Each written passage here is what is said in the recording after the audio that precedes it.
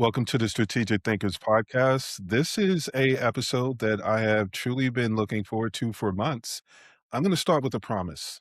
By the end of this episode, listeners will understand why most businesses struggle aren't rooted in effort or execution, but in solving the wrong problem entirely. They'll walk away with a new mental framework for pattern recognition, better questioning, and identity aligned strategy, tools they can apply immediately and to their own ventures. Erica, welcome. This is, like I said, something that I've been looking forward to. I mentioned it and then hadn't spoken with you in a little while. So this is the first we're actually getting to catch up, and I geeked out the last time. So I'm really looking forward to this.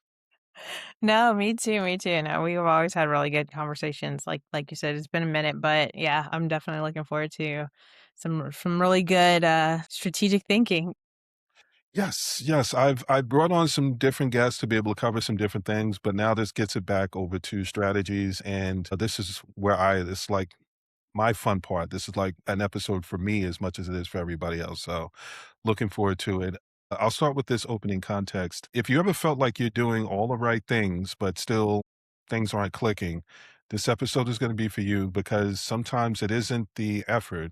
It's not even execution. It's that you're solving the wrong problem entirely. So today we're getting to how high level operators actually think, how they connect the dots, spot gaps, reframe problems, and before even try to solve the problem that the person's coming to them with. And we were starting to have a conversation about it, and I realized I'm going to rob the audience if we continue talking. So let's start there. Let's start with the pattern recognition, but let's talk about what it looks like when someone comes to us and they're saying, well, this is what they think the problem is. And we're listening for it and going, okay, I get that you think that's what the problem is, but let me actually see if you come around to it or if you actually need me to point out what you're actually looking at and some of the things that are coming up. So when you look at a business or even a person trying to build something, what are you actually paying attention to first? For me, it's listening between the lines a lot of times. But I think the key is it's just in the first word, listening. Yeah. I think a lot of people just miss that part, right? And I'm one of those people where like I genuinely enjoy listening to people. I don't do a lot of talking. I'm usually the one just tell me more, tell me more. And you know, people reveal themselves Yes. the more they speak. And so you really have that opportunity to hear the words that they're saying, but you're also hearing what they're not saying. Hmm. And then I can use that to kind of connect the dots, put the pieces together, ask questions, those types of things. And so, yeah, just being able to listen, um, not talk about myself, right? Really just getting into what they're thinking. I always tell people, tell me your story. Yeah. Tell me why you want to do what you do. Tell me why you do what you do, right? And that's to me, that's a big indicator, right? Because I want to hear your passion. And it really goes into how far you'll go Hmm. with what you're trying to do. And then I can like kind of start from there and work backwards into like, okay, now where we are today. Yeah. I'm automatically just going, yeah. Yeah, it's when someone lights up when they're talking about what they're doing, that's the part I'm listening for. Mhm. This isn't just something you think you can be profitable at. This is a passion, this is a purpose. This is something that means something to you because that you can tell a story around. I love the origin stories. The origin stories tell you about why people get into business. For me, I normally break it down into three. Someone had a bad experience that they want to help people avoid. Some people had a great experience that they want to help people have. And then there are other people that saw the opportunity to make money. You can still do something with that, but those are the three main ones that I start with. And then I'm listening for, okay, there's a little bit of this, there's a lot of that. And then you can start to figure out where you want to be able to go with it from there. What are the signals that most people completely miss when you're listening and you're listening for, okay, well, you got this part, but what are some of the things that people normally completely miss when you're having that initial conversation? I think, just a lot of people, they just naturally, have their own biases, right? That Um, has their own experiences. And so it's not even so much that they're missing it as it's just not a perspective that they would even consider until you bring it to them. Right. And so that you mean that's kind of the beauty of having like a strategic business partner like myself, like yourself, right? That comes in. We offer perspectives that most people don't think about. We also unpack things, right? That, I dig deeper, right? So I'm going to get to like not just your origin story, not just the are you doing what you're doing, but, is this like, are we really pulling out what are those talents? What's that purpose? What are you really trying to do here, right? And that's why I'm a strong proponent of supporting purpose-driven, like, businesses and, Yeah. people that are doing something that's really actually impactful, right? Not someone that's like, "Hey, I'm just gonna sell T-shirts out my back trunk," you know? Not that, you gotta do what you gotta do, but really, like, those purpose-driven, type of things. So I wouldn't say, it's, people, they just it's natural for people to miss things, period. Like, we can't do everything. It's important to have those partnerships. To have a strategic partner in your back pocket is it's a cheat code, right? Yeah. Because you're not gonna think of everything, right? You're gonna have blind spots, and you're in your business to do that thing that you are passionate about, the thing that you really feel you're good at. When it comes to running your business, and doing all the operational things, the mundane things, most people don't really start a business to do that piece of it, right? And Yeah. they're typically not good at that part of it, right? And so all the more reason why you should bring a strategist or someone in to help you take care of that part of it. So as like a business partner in a sense. So those are the pieces that people miss. They may not be even thinking about what happens, Mhm. behind the curtain. I realized I could have queued it up better, so I'm gonna circle back to it in a way to say there were some things that I know we both were just talking about with, early stage businesses and the things that they may miss Mm, versus the seasoned businesses that they've had a chance to get through a few iterations. They've been in the business for a little while. They've started to see some of the things, and they know what kind of problems they could potentially run into. I think that's where it starts to stand out a little bit more, and people are faster to understand that when they reach out to a strategist, one of the things that I find early stage businesses are seeking validation. Seasoned businesses are seeking strategists. So the people that are early stage, they are very much, well, I have this idea and I feel like I could do this and I feel like I could do that. And when I'm listening for it and going, yeah, you absolutely could. That is a great business idea. But you're coming to me to figure out how to turn that idea into a business opportunity. So I'm not going to hijack your idea, but I am going to tell you how to turn it into an opportunity, not just one that you can generate revenue with, but one you can be profitable with. yeah. And understanding their why is where that really starts to kick in, and it starts to help you craft a story and craft a business model and start to find all the things where it's like, okay, if this is where your passion is, a strategist can help you figure out all the other things and say, just if that's what you love, let's make sure that you get to focus on the things that you love. And there's a distinct difference between being a business owner and someone that just runs a business. Yeah, Mhm. and I think that's one of the things that stands out. So, um, I'm gonna circle back to it because I know we were having the conversation about the differences between early stage businesses and the ones that are a little more seasoned. That's what I normally see when I'm having that initial conversation and I'm assessing what they're looking at. Does that sound about right, or are you listening for anything else? Early stage versus seasoned. Oh yeah, no, it's completely different mentality. I think you're right. And I think the biggest difference is that if part that you were talking about. Like Mm, if this is what you want to do, then I can help you lay out all the things that turns it into something love that. tangible. The problem with if, right, is that it can change frequently, right? Yeah. And so their early stage, like you're making a lot of different investments, right? And even if it's technically a good investment, like how committed are you to that if, right? How committed are you to that idea, right? And so the more established folks have kind of gone through that trial and error period. So they've settled into like, okay, now I know that this is the thing that I'm going to do, right? Mhm. They understand the value of investing, right? And they've made their investments and they've, you know, done the trials and errors. They've done the different things that they felt could work and they've settled on something and they're like, this is the path I want to go down. So now there's a little bit more security and like I can bring in a strategist, and we can feel a little better about like, okay, they're not going to be um kind of moving from one idea to the next idea. What about this? Like that validation. They're not really looking for that validation. Now they're actually looking for a strategy. Yeah. Now they're actually looking for someone that, I mentioned earlier of where are you trying to prevent the pain, right? Mhm. And so with the early stage, it's the pain that they want to prevent is immediate. It's like, I need all hands on deck. I need someone to help me in this today, right now, with what I'm trying to do. Whereas those that have invested in their business and they're a little bit more established, they're now bringing in a strategist to say, okay, I need you to help me prevent what's going to happen down the road, or I need you to help me set things up so that I don't have this pain down the road. Yeah, yeah.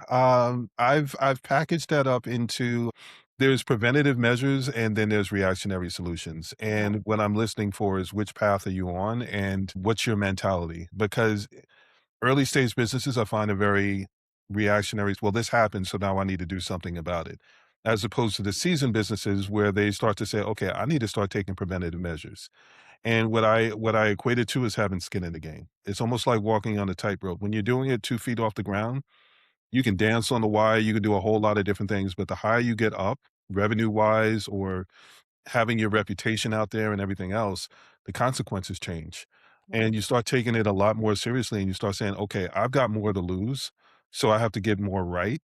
And I don't expect the audience to be able to kinda just wave it off and go, "You know what? It is what it is." So with that, preventative measures, I believe that's where when people start to realize, okay, I actually need a strategist. I need someone that can step in and help me see the things that I can't see.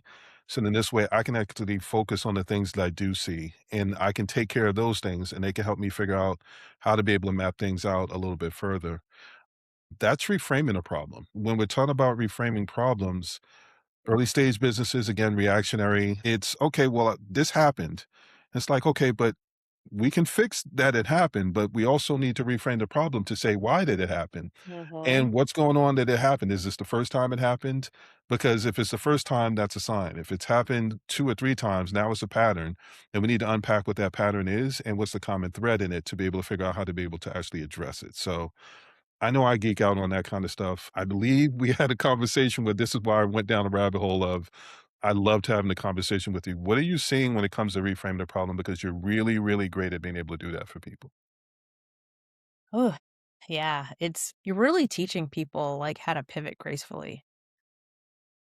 You know what I mean? Like it's a lot of people, and just to really kind of slow down Mm, and really take in as much of the data points as they can and to yeah, identify like what's actually going on here, like yeah. what's truly the problem, what's the issue, whatever that thing might be. I think a lot of times society plays into that a lot, right? Because people want quick fixes and they're Mhm. like, this isn't working, my marketing strategy is not working,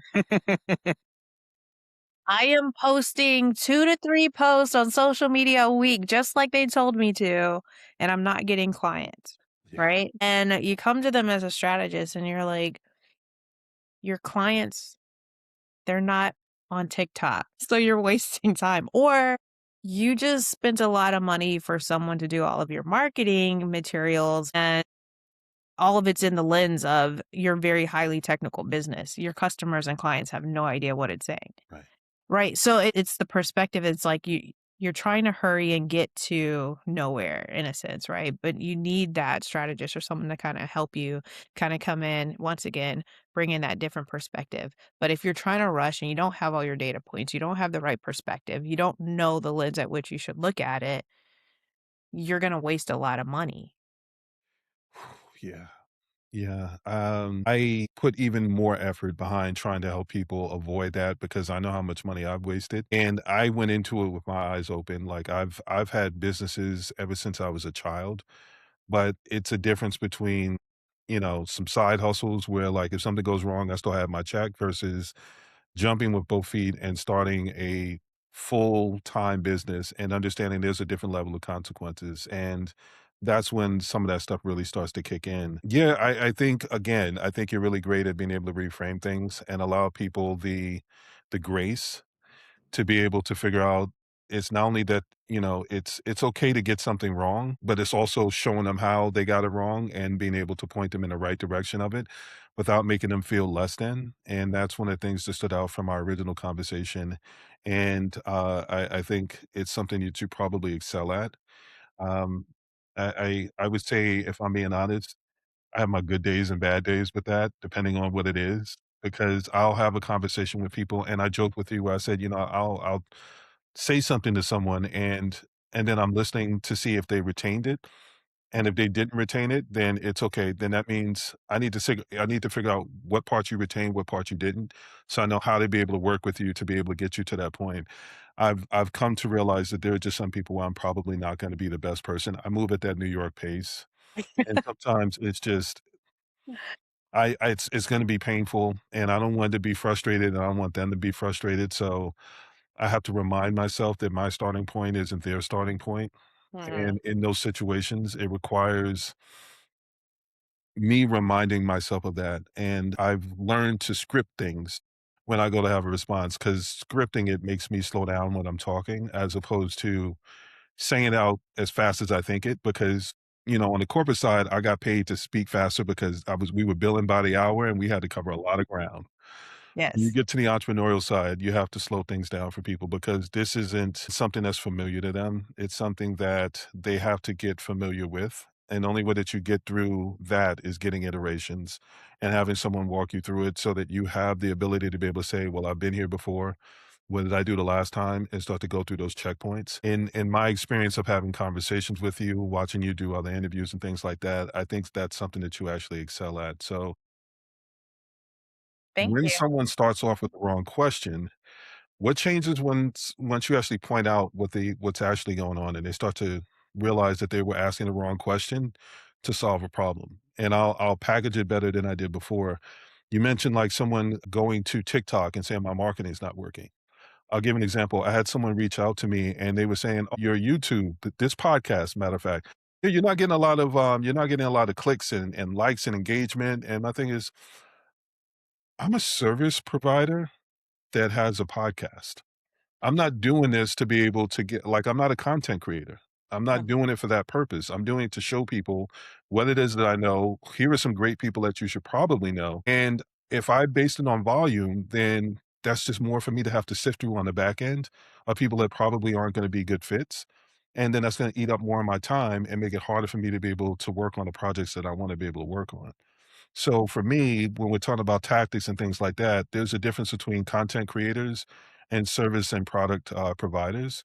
Like content creators need volume, service and product providers, they need quality. So there's volume and then there's quality. So they were trying to tell me that they can get me volume. And I'm like, I think you've misdiagnosed the situation. And even when I explained it after that, they still went back to that as a default, and then that's when the New Yorker in me got kicked in, and I'm just like, I can't even have this conversation anymore. I answered your question, and you heard what you wanted to hear in it, and you repeated back the very thing that I just finished saying. That's Uh, not what I need. You're very good at being able to hear what someone needs and being able to explain it back to them in a way that they can process it and then start to walk through what's next. So when they get it wrong and then you're able to point out what it looks like, what actually changes in that conversation? I know what it feels like for me. What does it feel like for you?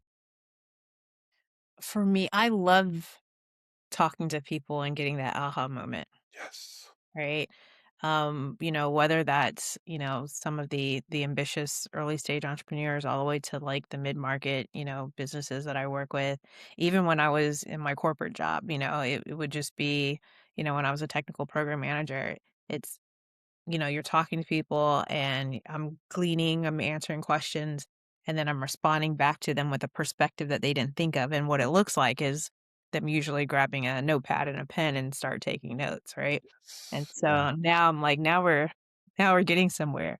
And because I'm a very structured thinker, I don't like to leave a conversation without next steps. Like, okay, how can we structure this into a plan? And then that's how we go from there. And that's where I want it to go, right? I don't Mhm. want it to be wasted. I want to inspire, but that's the first step for me, right? Now let's turn that inspiration into something tangible and how it's going to actually benefit your business moving forward. And that could be for any level of business owner. Nice. Okay. how can someone catch themselves before they go too far down the wrong path? Because one of the things that you've mentioned is, there are some people that will say, well, I got this marketing plan, I invested in it. I'll be damned if I'm not going to get my money's worth out of it. And they're just going to continue down that path and not realize that it may be a great strategy or tactic, but it's not a great strategy or tactic for their business model. So, how can someone catch themselves before they go too far down the wrong? I've got my methods, but you're talking about systems and not just that, but strategies and making sure that people can understand what it is they're looking at. So, how do you help navigate that for them? Yeah, absolutely. Like you know, the early stage, like more the solopreneurs, it's kind of goes back to what I was saying earlier. Like you're teaching them how to pivot gracefully, right? You're teaching them of, okay, when things it's okay, right? Like, you're still you're learning, it's okay if this you're going down a path and it doesn't work and you feel like you've done due diligence, like, it's okay, like, it's a part of the process, so It just is. accept it as such, right? It For is. those more established businesses, right, you're teaching them to listen because now they're surrounded with a team, right? And Yeah. they have you that's coming in as a strategist, right? It's a make sure you're gathering your data points, right? So that you can like read the leaves essentially, right? And you're teaching them how to do that. So they're going down this idea or whatever that they decided to do, like, hey, let's bring on this new process and it's not working for the team. Listen to your team, right? Make sure that you know how to pull in those data points, how to really ask the right questions to your team, right? And figure out what's not working, you know, and not just say, well, we just spent, 6 figures, 5 figures, 6 figures for this out of the box solution. We're going to use it. And then you're shoving your team into it and they're not happy, and it's not working. Like it's going to be lose lose because not only, you know, is that solution not gonna work, now you've lost morale. Now you've lost the trust of your team. And I liked your analogy before about like the tightrope being much higher. You have more to lose when you're failing at that level. So now you're teaching Right. them, okay, how do you pivot at a larger scale and regain trust, and increase morale? How do you get your team to trust you again? Yeah. Yeah. I think what I'll continue to do is separate this between like early stage businesses and the ones that are a little more seasoned because I want the early stage businesses to listen for certain parts so that it can help them figure out how to be able to put some of these iterations in place or know signs when they see it so that they can start to pay more attention. You're talking about data points. Data points, we're talking about the signs. Like there's things that take place. And if you don't catch it the first time, life has a sense of humor. It's just going to keep repeating it until you catch it. And then by the time you catch it, it's like, okay, what are you gonna be able to do about it? And that's where you can stop something that could have happened once and fixed it, and it turned into a pattern. So, data points for the early stage businesses, I want them to pay attention to the signs. One of the things that I hear you mentioning, and we're talking about it, but we're not like saying it outright to a certain extent, is learning to be able to ask better questions because better questions get you to better answers and it Mhm, gets you to better solutions. So much of early stage is about paying attention to not just what you think that you see, but everything that's going on around you. And the moment you see something, it's like my mind works. So it's like, I don't know what that is, but I know it's something. So I'm just going to take a mental note of it or I'm going to write it down because until I can put a name to it, I at least know I have it over here. And then mhm, when I see it again or I see something else that's similar to it, then I'm like, okay, that's the second time I've seen it. If it gets to the third, that's a pattern, even if it's not the same exact thing. It's something that lets me know, okay, now I need to go ask someone a question and see if they can give a name to it so that I can figure out what it is.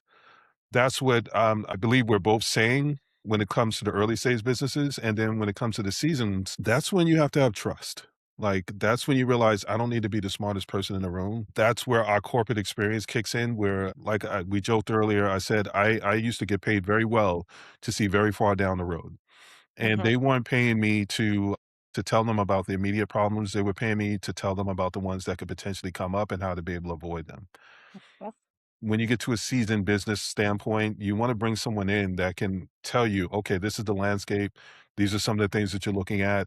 They can start to map things out in ways where it makes a lot more sense. And that's when you can start to look and say, okay, I don't have everything figured out, but the preventative measures allow me more bandwidth to be able to address the things that I couldn't control or the things that I couldn't plan for. I'm gonna go off script a little bit for 1 second because as a strategist, I'm fascinated to be able to see what your thoughts are on this because this is something that I've been thinking about more so lately, especially from a strategist standpoint.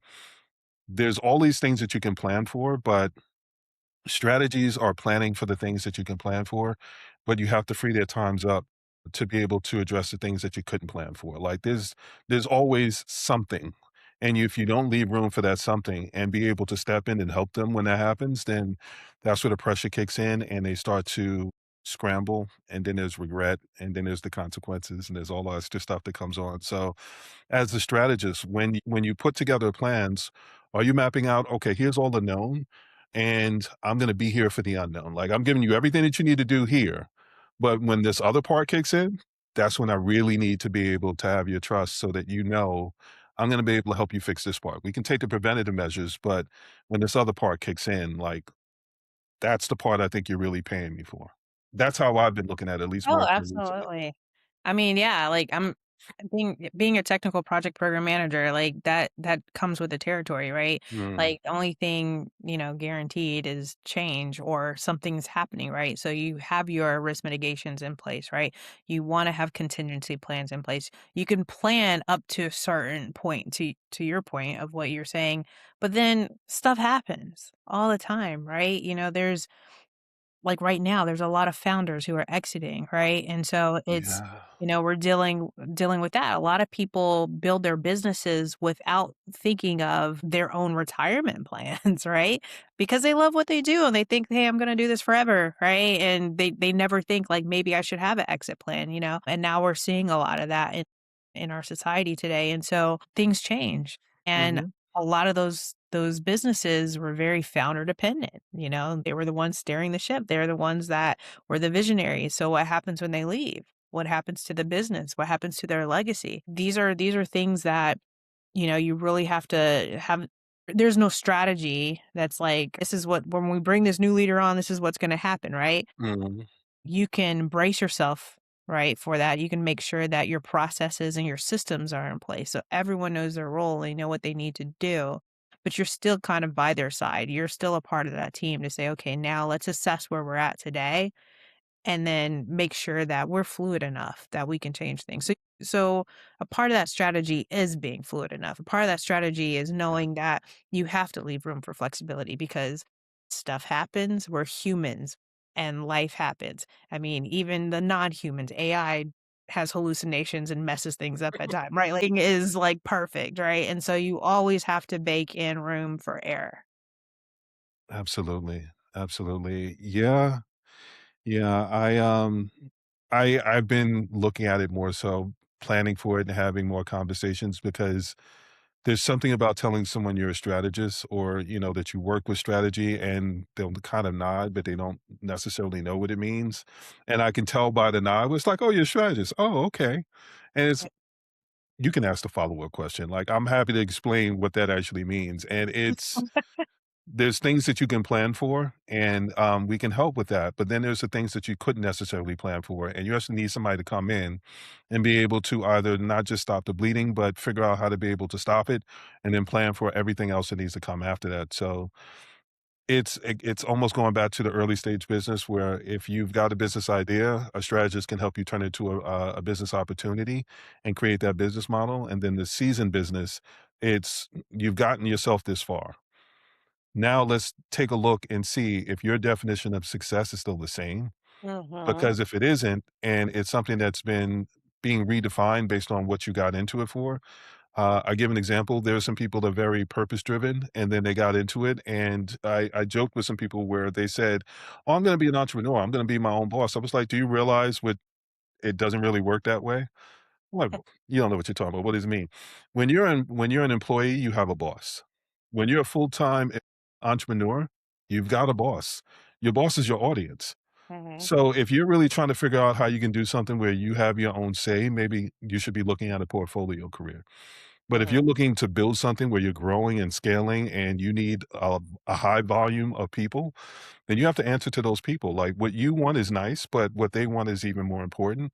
And you have to understand that part. So I know some people that are very purpose driven and they got into it to do one thing, and then the business evolved into something else. And they were like, this isn't what I got into it for. To go, okay, either we need to change your definition of success or find a way to be able to allow you to still do the parts that you love, but still be profitable enough where like it's not going to kill the business because you want to do something else. So let's generate enough money so that the lights can stay on. And then we can figure out a way to be able to help you still do your passion project. So Well, there's some people that come to market with the passion project, and then I'll have a conversation with them. I'll go through the business model and realize the runway for that is a way longer than you have time for. So let's build something that's going to get you the money so that you can use that money to be able to pay for the runway that you need to be able to see to this passion project. So sometimes it's let's knock out the profitability so we can get you to that passion and purpose. And once we do that, that's how you can stay in that business that somehow you went from loving to not being able to stand. yeah, I mean, and that is a strategy. That is a strategy, it's and what you're saying is like, where people really have to take a step back and say, "Okay, what does my situation look like?" You Yeah. know? I mean, if you're a trust baby and you like, you just got the money coming in, sure, do the passion project, like Mhm, you don't have mhm. bills to worry about, like you don't have anything to worry about. But, for the rest of us normal people, it's a what's my strategy? And it might just be doing the thing that you're good at until you could do the thing that your heart's at, right? I had that situation. Well, I had a friend, but we went to a conference. Amazing friend. She's probably, I don't know if she'll get mad at me for saying this, but I'm not gonna say any names. But she's awesome Tread and lightly. great. But no, we went to a conference and while we were at the conference, we actually met John Hope Bryant. I don't know if you know who John Okay. Hope Bryant is. We were asking him questions and we're just talking to him and she had a really good idea for business to do like something with housing, real estate, that's where Mm. he's very successful in. And it was like really philanthropic and his advice to her and he's exactly how he is as everyone sees him, very just cut dry blood to the point, and everything, which I love. Can't And be mad at that, yeah. he can, right? And so he basically told her straight up, like, do the thing first, it's gonna make you money, right? And then you could do the philanthropic thing, right? Then you could save everybody. But if you try to go in saving everybody from the beginning, you're gonna end up broke, right? Like you have to be strategic about it, essentially. In so many words. That's not exactly his words, but essentially that's what he said. And, she didn't like it. I agreed with him, and she didn't like that I agreed with him, but it's cool. But then later, like, she came back around and she's like, "Okay, I understood what he Yeah. meant by that, and I can see that now." And it does make a lot of sense. And so that is a strategy. Like, we go out there and we have, like, the heart and we really wanna help people, and you can and you should, Mhm. right? Like, you definitely wanna do that. But then I think that that's the thing that a lot of people kinda struggle with, like, bridging the gap between, "Okay, how do I go out here and help people?" It's kinda like the analogy where they're just like, if someone's drowning and you're jumping out to save them, like, they're gonna Yeah, drown you too, right? You yeah, gotta throw them a lifeline, so you gotta be, like, smart about it, right? yeah. It's not me jumping into the deep with you, but it's like, what's that lifeline look like so that I can help you, but then also not drown myself at the same time, right? Then there's a flip side to that, right? Because then there are, I think, people that are corporate, going back to, like, your original thing, like, Mhm, there's a mhm. mental shift that has to take place from, when you leave the corporate job into becoming a full-time entrepreneur. So you're just very much used to this large construct, and you're used to, like, jumping in and doing, doing, doing, doing, doing. You're a doer, right? And now you're in entrepreneurship where you have to make the decisions and you're wearing all the hats and you're doing all the different things and you don't have someone that's like, "Hey, here's the plan. I need you to execute." Like you Yeah, have to also come up with that as well. And a lot of corporate folks that are shifting from that corporate world into entrepreneurship don't realize that there is that mental shift that has to take place. You kind of have to rewire your way of thinking and how to do business. It's not an automatic transfer of work. Like you can take your hardworking work ethic and pour into your business, but if you don't change that frame of thinking, you know, you're gonna go in there with like these blinders on. yeah, yeah. This is what makes you a great guest because that is a perfect segue into identity versus skill. And when someone is transitioning, especially from corporate and talking about where do you see them kind of get it wrong. So What does it look like when someone builds a self-employed version of their old role? Oh, man. Something like what I did. I'm right there with you. Don't feel guilty. If you want, I can lead with mine because Yeah. I definitely did that. And you just explained what it was going into it. I went into it with the being on the corporate side. There were a lot of small business owners that said, I wish there was someone out there that could help us the way that they help these bigger businesses because it feels like we're trying to compete and we can't beat them. And I'm sitting there going, you know what? You're actually talking to the person that's part of the problem. Like Mm. I've been in the rooms where they're like, yeah, I see so and so starting to come up a little bit and they're cutting into our market share. We got to figure out a way to either acquire them or crush them. And I'm going, oh God, I'm gonna have to figure out a way to be able to do this. So it's going out and going, you know what? Okay, now it's my chance to be able to help the small businesses. And again, I'll equate it to the early stage versus the seasoned businesses. All of these early stage businesses that kept saying, I wish, I wish, I wish. When I went out, I said, okay, well now I'm out here. Let's get to work. And one of the things that stands out to me now and that I've had to kind of pivot with my business is based on one word, and it's called readiness. And there were a lot of early stage people that said, I wish that someone was out here to be able to help me. And then when I stepped out to be able to help them, their thing is, oh, well, you know what? Let me get back to you and let me this and let me that. And I'm like, I mean, I had a very nice check. Now I'm out here on my own. I actually got to keep the lights on and be able to do certain things. So I went into it with the passion of I want to be able to help small businesses. I looked at the failure rate, 20% first year, 30% second year. By the time you get to year five, 50% fail. That's a disturbing number that I don't think people pay attention to, let alone the fact that the number goes up, it doesn't go down. So when they're like, "Let me get back to you," you're just increasing your chances of something failing because you're flying blind and there's blind spots you're not even paying attention to. So for me, I had to pull myself out of that and say, "Okay, I wanna be able to work with the early stage businesses. I wanna help the people trying to figure it out because I love the aha moment." To me, that's the best check I could actually get. But then there's the check that actually helps me keep the business going. So I had to make that pivot and say, okay, now I actually have to focus on, or is this someone that's ready to be able to not just hear, but to listen? So I made that mistake. I joked with you about Michelle Mitchell, where I had the conversation with her, and she's like, "Oh, I remember year three. Oh, I remember year five." Year 3 and year 5, I was still working my way through that going, "Well, I kinda feel like I figured out a way to be able to help early stage businesses," and her thing is, "That's so cute." You keep Right. doing that, like, if you're getting by, you're getting by, but I'm telling you that you need to start looking at how you're gonna be able to do that and sustain, and by the time year 5 came around, I was a little more jaded, and I'm like, "Yeah, I mean, ooh, it's a lot of work being able to help them," and she's like, "You're almost there. You're almost there." I'm not gonna tell you not to do it because I realize you still have to learn this lesson on your own, but I'm just Mm. gonna keep reminding you that there's a better way to be able to do this. There's a more efficient way. And then I think I'm coming up on year 8, and we had the conversation we had on the podcast, and she's just like, "Yeah, I mean, it's like getting on a plane. You gotta put your mask on first." And I was like, "Yeah, you were telling my story. I've made the pivot to I need to work with the businesses that are ready, and then I'll create content and things for the people that aren't ready. And that allows me to kind of clear off my ledger and check that box, but I'm still able to see to the business. So, like, where I use the YouTube, podcast as an example, when the guy was like, "Oh, yeah, I mean, we can get you more volume." This is me giving back. I'm not doing this to be able to make a lot of money. I'm doing this because there are DIY people, there are early stage businesses that don't have their answers, and this is me helping them be able to get some of those answers. But I've got my business for the people that are ready to actually do something with it. So if you're still like, "Oh, well, I can go to AI, I can take this information and figure out how to be able to do it myself," I'm gonna give you a starting point. I'm gonna give you the prompts that allow you to go in and ask all the questions you wanna ask over there. Good luck. But when you realize it's gonna give you best practices that may not align with your business model and not a real strategy that you can customize to your own business, then come back and then we can have a better conversation. So that is my epiphany. Do not feel bad. That is me telling on myself to the rest of the world for them to see like this has been the evolution.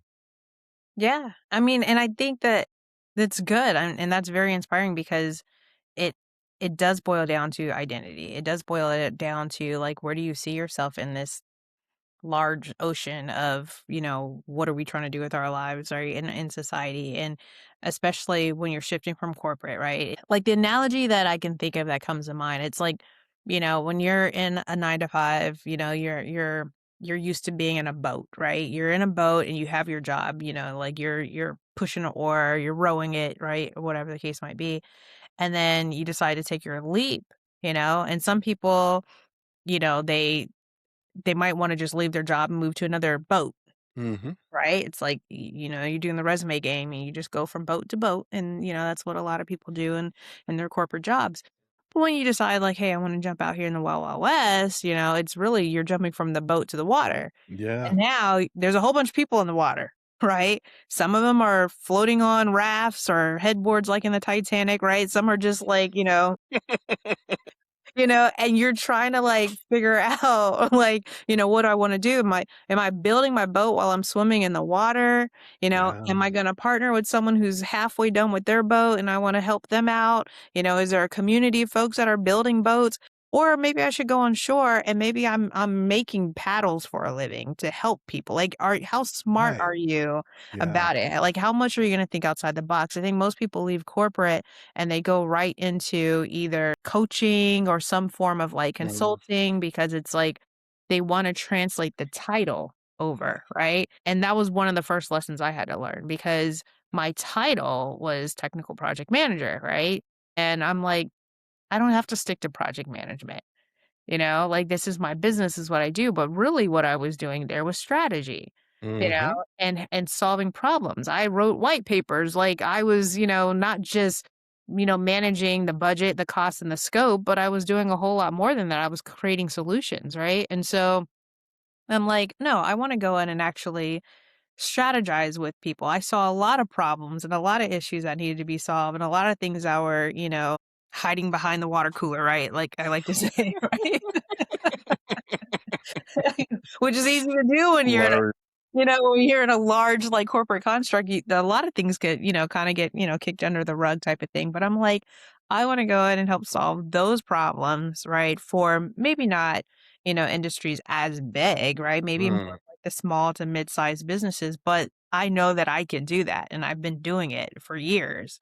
Yeah. Um, but it's finding your identity in that big ocean, right? Finding, Mm. like, what you can bring to the table and having grace for yourself because it takes time, right? And not to say that during that time there might be some struggles, there will be some struggles, right? But just accept it as a part of the process, Yeah. the process. And I think people who embrace that and they know like I have to get past this point. I have to develop, I have to find what that identity looks like.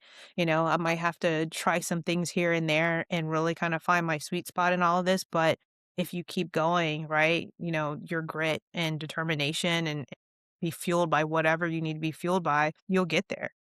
I love that. I love that. Yeah, I it depends on what your day job was when you're venturing out into entrepreneurship, because I know some people that we have a similar background on strategy, and like I've been the technical account manager, I've been the project manager, the solutions architect. I've had a lot of roles where I got to work on that part, and I realized I loved that part.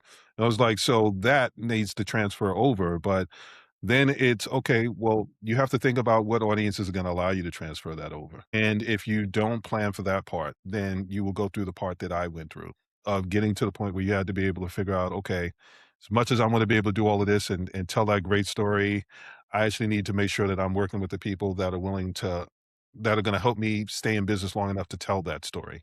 Mhm. And I think that's one of the biggest differences. There are some people that come from the corporate side, and I've come to appreciate the corporate side. We joked earlier where I said, it burns me to no end that I have to admit they were right when they were like, "Sean, they don't have money, so you don't have the time." Like, I know you want to be able to help them. If you want to help them on your spare time. But like during the day, in order for you to get your check, this is how we're going to make sure that you get your check. There's such a thing as being an employee where you don't have the same risks, you don't have the same accountability, you don't have the same consequences. So as an employee, you can have a lot of great ideas Mhm. and pitch them. And I pitched a lot of great ideas. Some made a lot of money, and there were some where they were like, "No, we can't do that." And I was like, "Well, when I start my own business, it's all right. We'll just put that one to the side, and I'll be able to use that then." And then you start to realize when someone makes a mistake as an employee, they still expect their check. When Mhm. you make a mistake as an entrepreneur, it directly affects your check. and it affects not just your check, but your reputation, your credibility, and anything that you could potentially be doing with your business. So, one of the things that I look at when it comes to kind of separating skill and identity is you may be skilled at something, but your identity is what's going to be the thing that helps you stay in business. So, the audience perception of you is going to matter more than how good you are at what you actually do. I've been, I know what I brought over from the corporate side, but then I still had to prove it to all the people that were new audiences that I never had a chance to be able to have those conversations with. Well, yeah, and they don't know you, right? Like, it's they didn't get to sit down in an interview with you. They didn't get to go over your resume. They didn't get to do those different things, right? And it Yeah. kinda goes back to something we were saying earlier. It's, people are looking at what are other people saying? It's like, even the referrals, right? I mean, think about the last time you purchased something without looking at the reviews, Mm. Yeah. right? Yeah. Like, I wanna know how much you've helped other people. Like, who else have you helped? I don't wanna be your guinea pig. Yeah. Yeah. I literally put some content around that to say most of the people that I know that will venture into that, they're doing it because they realize they're evaluating what the consequences are for that person. So like a chain store, they can afford to lose you as a customer. So if you're unhappy, all right, you wrote a review. We could throw enough money at it so that that review isn't gonna, like, change the big picture, but when it comes to smaller businesses, if they want their voice to be heard more and more resounding, if they say, "I didn't like this," then they'll probably work with a smaller business because they realize they have more sway, and normally that's the people that I joke and call ne'er-do-wells because, like, you're looking to get leverage on something where, like, there should be no reason to get leverage. Like, if you're doing it if we're all going in with good intentions, then you don't need leverage, you need solutions. But if you're going in trying to figure out how you can expand scope creep and get away with more, then you're gonna go pick someone that may not be as ready to not know what the red flags are and run with some of these things, and I think that's one of the other things that come with being on the corporate side, like, the managers, the owners, all the rest of these people, their job is to recognize the red flags, and then they assign people tasks and allow them to be able to focus on the things that they need to be able to focus on. When you're the business owner, and we're talking about wearing 10 hats, Mhm. that's part of that process. You not only have to do the work, but you also have to be the one looking at red flags. You have to be the one to put boundaries in place and a lot of the other things that come along with it. So, what actually has to change mentally before anything else when you're switching from the corporate side to the entrepreneurial world? I feel like you started answering it like the water analogy. It made it for me with Titanic because I'm in my mind. I'm going, oh man, yeah, yeah. I love the paddle part. It's like maybe I need to get on land and create paddles. Like, yeah, so, what else, like, what change do you see mentally that has to happen before it can work for someone? Because the corporate environment where you're the employee and you can take risk and you can do all the rest of that, for me, it's accountability and consequences. Once you realize you've got skin in the game and the tightrope, like, once you realize you're high enough up where if you make a mistake, it's gonna cost you, that's one of the shifts that I need to make sure that people understand. What are some of the things that you're seeing on your end? I think also people have to make a full connection to how they're gonna apply their skills. So you talk about skill and identity, Mm, really important. And another part of that is because in corporate, we're so used to this is what I'm good at. This is what I'm good at. This is what I mean. You're doing performance reviews. I accomplished this. This is what I did this year. Here are my accomplishments. And you're just so used to like, this is what I mm, do. This is what I do. When you step out as an entrepreneur, you have to answer the question, this is what you do. Who do you want to do it for? yeah. And I think a lot of people, a lot of founders, business owners early on, they're the early stage, they're missing that point, even when it comes to how they're introducing their business, right? It's like, who are you helping, right? And people say, yeah, you can't help everyone. Sure, that's one piece of it, right? I'm not just talking about like client profiles. I'm talking about industries. What industries do you support? What, like really where's your sweet spot? Like who are the type of people? Because each industry has a language, Yes. right? And you don't speak all the languages. That's like supporting every country. Like you don't. And you don't unless you really want to spend a lot of time learning the culture and language, of each of those industries, which is a huge waste of time. You really need to niche down to, okay, which languages do can I speak and which ones are adjacent, right? That I might know enough Mhm. to kind of, pull in who they know that actually does speak my language, right? And so it's making that full connection. Like, I can offer this. These are my skills, and these are where my skills best fit. Yeah. Yeah. And that trickles through all of your strategies, right? Your brand strategy, your marketing strategy, where you show up, all those different things, right? And then the problems that you can actually solve for the people in those industries, because I'm not going to really trust you fully, right? Or feel real warm and fuzzy with you if you don't even speak my language. Yeah. Yeah. Yeah. I've told some people that to me, the difference between basically advertising and marketing is one is you're gathering information to learn how to be able to speak that language. And the other is you're repeating it back to them and asking them if you got it right. If you got it right, you'll be able to see that engagement. You'll be able to get the response that you're supposed to get. If you didn't, then that means that you have to go back to the drawing board and do more gather information gathering to make sure that you're getting it right. Because there are a lot of people that will start doing their positioning and everything else, and it's them telling their story. And one of the things that I've started explaining to people more as I get further into the process is really what you're doing is you're serving as you're giving them observations and you're serving as the narrator.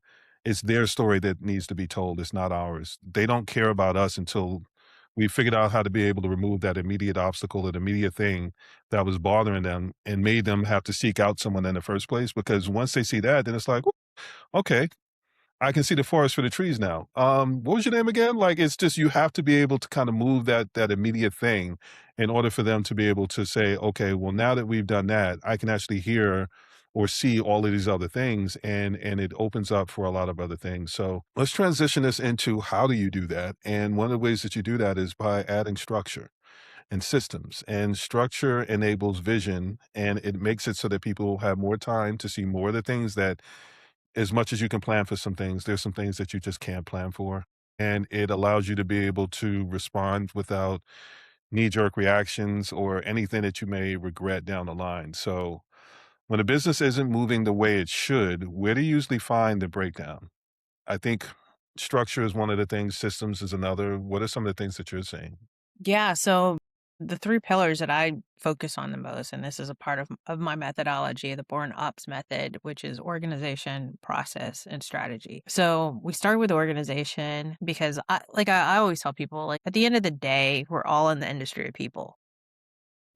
Your people are like your right people, your good people are like your most important asset, like to your business, right? And there's structure even in organization, right? And making sure that you get that right. And so there's various different tactics to understanding the health of your organization and getting to that trust piece of it, and which is Mhm. one of the things that's really important with, making sure your organization's right. But um I actually wrote an article that's on LinkedIn Nice. in my Substack about structural integrity, and it challenges the traditional org structure. Nice. It's something that's been around for a long time, but we Mhm. really haven't challenged it. And so when a lot of people are saying that, hey, I'm in a toxic culture, right? Mhm. We just think about, oh, it's just bad people, it's bad leadership, bad middle management. And that may be true or may not be true, but no one ever looks at like, well, maybe it's structured the wrong way. True. Right? We've been relying on org structures that have been around forever, right? Since the industrial age, but no one's really ever gone back and really challenged that, right? And so I think what has happened is it's evolved over time and we've overlaid the organizational structure with the value system of the Mm. organization, right? So now it's no longer just this is how, our people should be aligned to get work done for the organization. Now it's how people measure their importance and value against each other. So where those connection points that should represent collaboration actually represent competition, right? And then that turns into like this very intense, sometimes toxic culture, right? That we see. So organization, I start there. And you really have to look at like, how is this structured? Do you have the right people in the right place?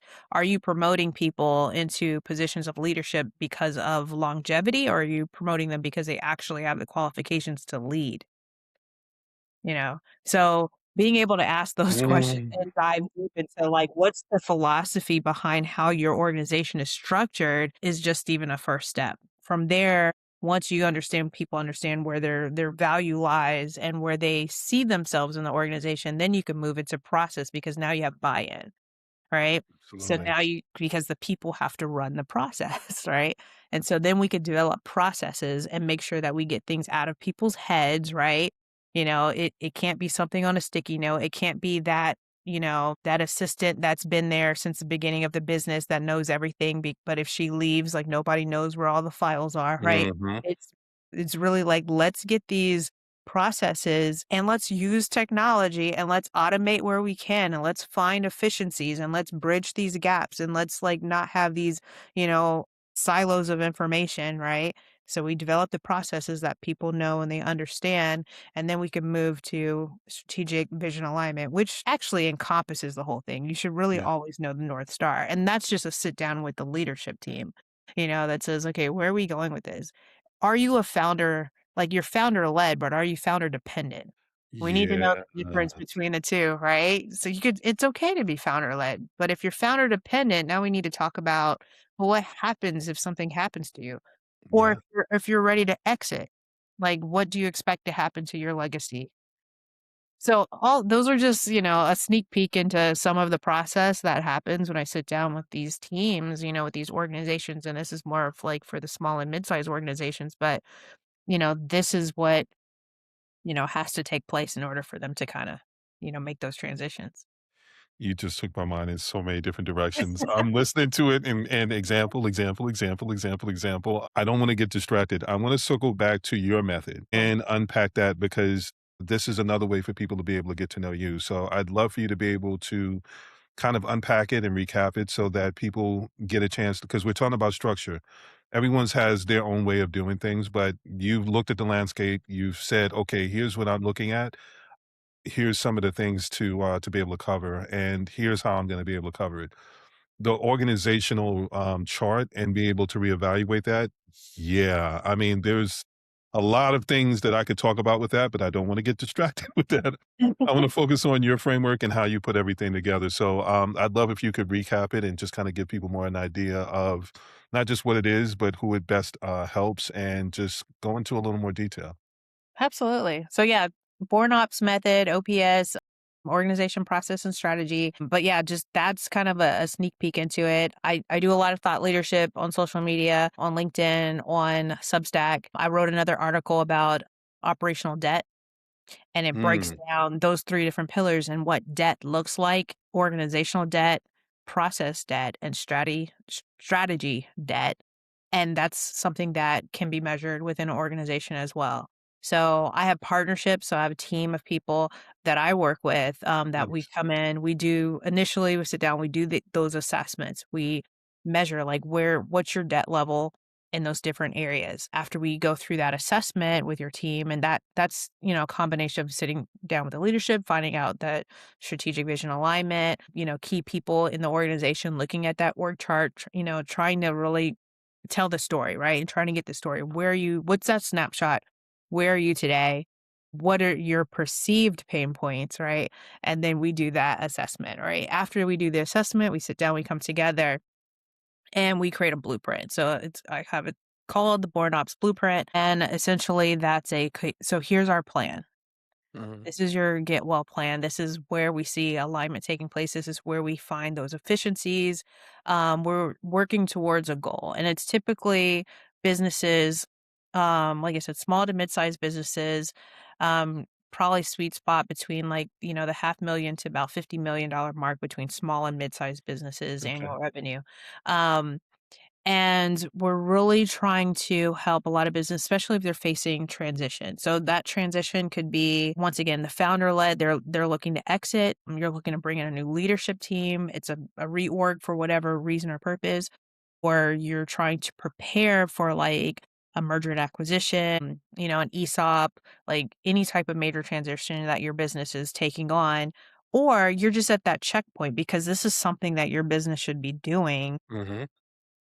quarterly, if not annually anyway. So it's Yeah. like, hey, we need to bring in this other perspective from a strategic perspective, make sure that we have everything in order, make sure that we have efficiencies in place, and that's just being proactive of if anything major transition takes place, you have all of your books. your operations, your people, your org structure, everything is in place for that transition to take place, right? So that's who we target, that's who we work with. But after we have the blueprint, we sit down with the team, the leadership team, give them that understanding, make sure everyone's on the same page and in agreement, and then we move into that implementation stage. And that's, and it's customized all the way throughout for whatever the needs of the Love it. business might be. Love And it. we stay on, right? There's retainer services where we stay on, there's checkpoints, we sit down, we talk because you have to leave that room for, pivoting or changes that might take place, Mhm. right? It's not set in stone, right? There's a buffer there. And so we hang on for that. We stay with you to make sure that, we help you through the whole transition. Okay, I love it. I'm gonna unpack it a bit more, because there may be some people that heard the dollar amount and go, "Okay, well, that's not me." Realistically, one of the things that I break it down into is revenue stages, and anytime you get to, say, 50,000 or more, you start getting to the point where you're beyond validating, you're beyond trying to identify the red flags, and you're actually in the growth stage leading into the scale stage. So once you've gotten to the point where you're generating that and you start to do it on a regular basis and you're working your way up to six figures, that's where you want to start putting some of these things in place because that's when you start to realize I don't need to be the person in charge of every single thing. So when you said, is it founder led or is it founder dependent? That's where you start to see that transition where people will say, okay, well, it's been solely dependent on me. And now, like, bringing it back to some of the reasons why people got into business. Well, I want to get into business so I can work my own hours. You don't get to work your own hours when it's founder dependent. So now you have to start figuring out how to be able to figure out the things where, like, this absolutely needs me versus these are some of the things that don't need me. So, organization, process and strategy is really looking at being able to say, having someone like Erica come in and say, okay, well, based on everything, this assessment and everything that you're saying, these are the things that your organization is built on. This is what your process is. Part of the process is these are things that you absolutely should be involved in. These are some of the things that are probably taking up time that you can outsource or you can hand off to someone else. And we just need to be able to document it and put a strategy around it to make sure that it's able to live and breathe and survive and strive without you in a way that allows you to be able to focus on the things that you want to be able to do and the things that you actually need to be able to do. So don't hear the dollar amount and say, well, that doesn't apply to me. It absolutely applies to you. If you're at the point where you realize I'm going to burn myself out if I keep trying to do everything myself, this is where Eric is able to step in and be able to say, you know what? There's a more efficient way to be able to do it. There's a path of least resistance. You have to start figuring out how to be able to do that. So don't listen to the dollar amount and say that's not me. It's if you've gotten to the point where you realize you can't do it yourself. You may start off as a solopreneur, but you realize somewhere along the line you got a virtual assistant, or somewhere along the line you outsource your marketing or this, that, and the other.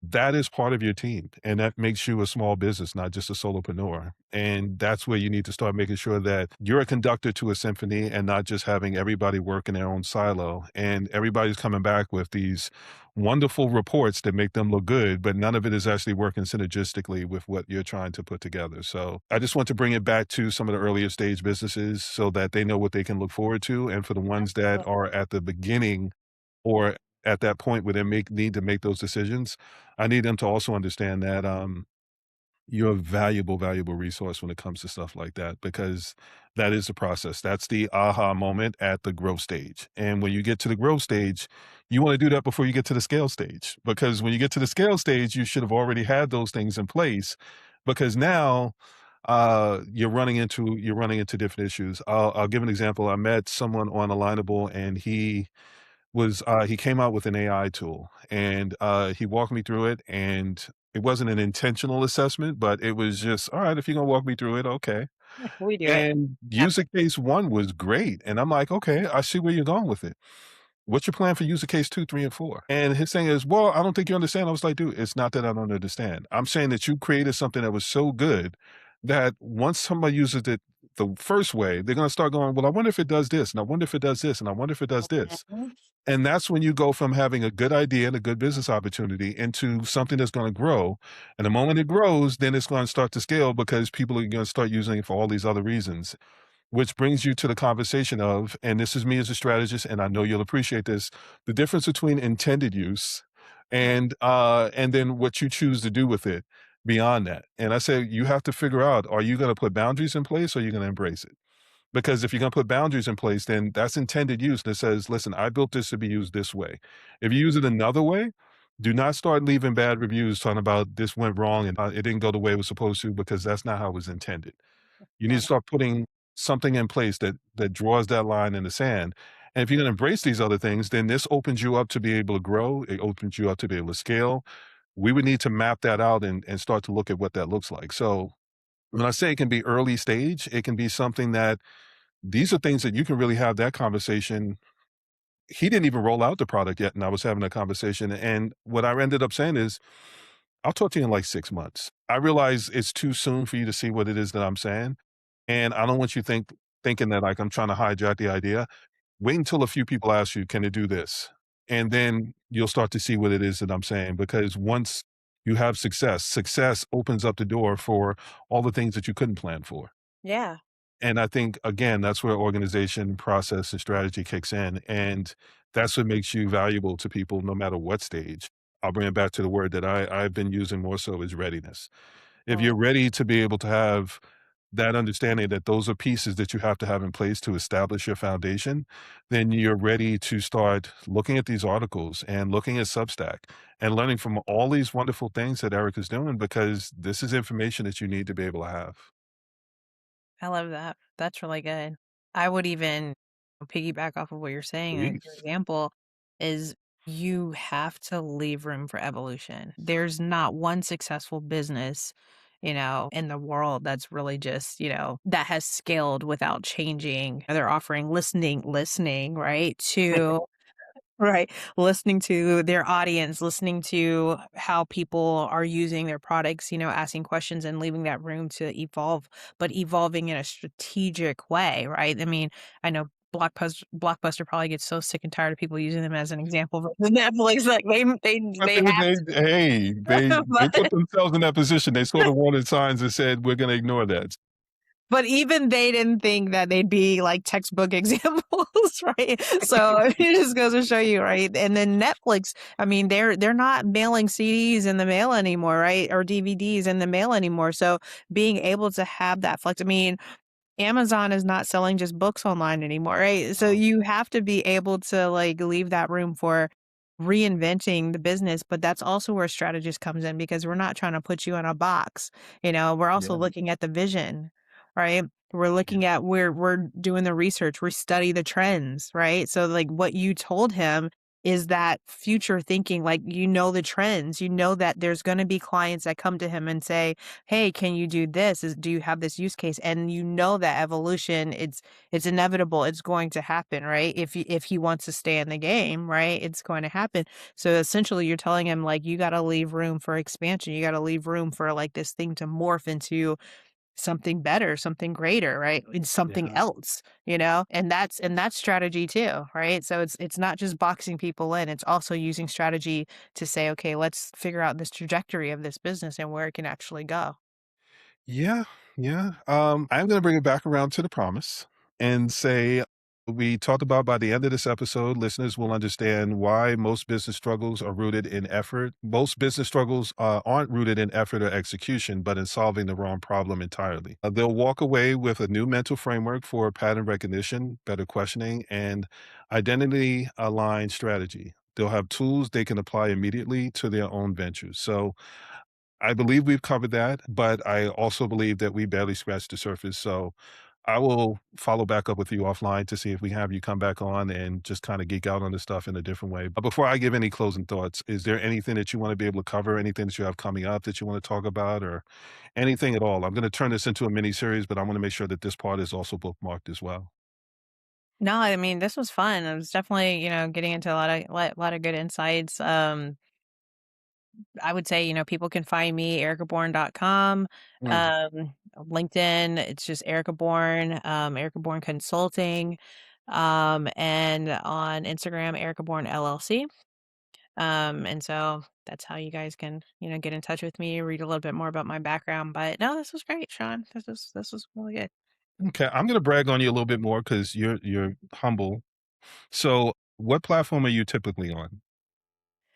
Primarily LinkedIn. A lot of my thought article pieces are on Substack and LinkedIn, so you can find them on those 2 places mostly. Okay. Yeah. Alright, you gave us your LinkedIn, give us your Substack. Oh, Substack, it's just Erica Bourne as well. You can look me up Okay, on there. Yeah, everything's pretty much under my name, and then if you go to my website, ericabourne.com, you'll see all of the links at the top and bottom of the page. okay. Alright, subscribe, subscribe, subscribe. Follow.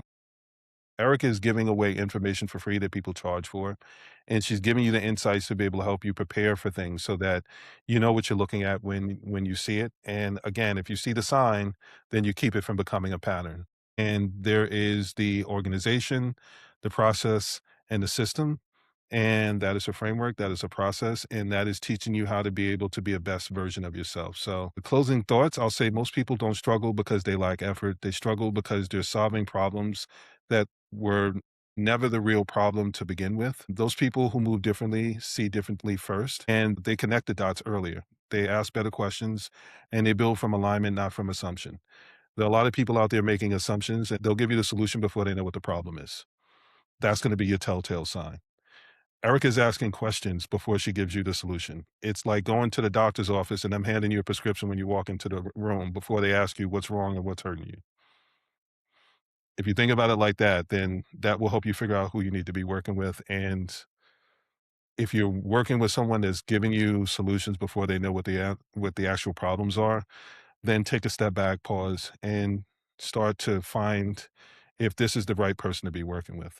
With that, I will say thank you so much. This went over, but I'm going to break it up into a mini series so that people can get the pieces and it will be more digestible. And for those that are troopers, then you will catch the full episode and you'll be able to get all of the nuggets in one, including my rant. So apologies for that, but Eric has a way of triggering me with such wonderful insights and information that I forget for a moment. So like, share, and subscribe. I will see you next time. And Erica, you are an angel.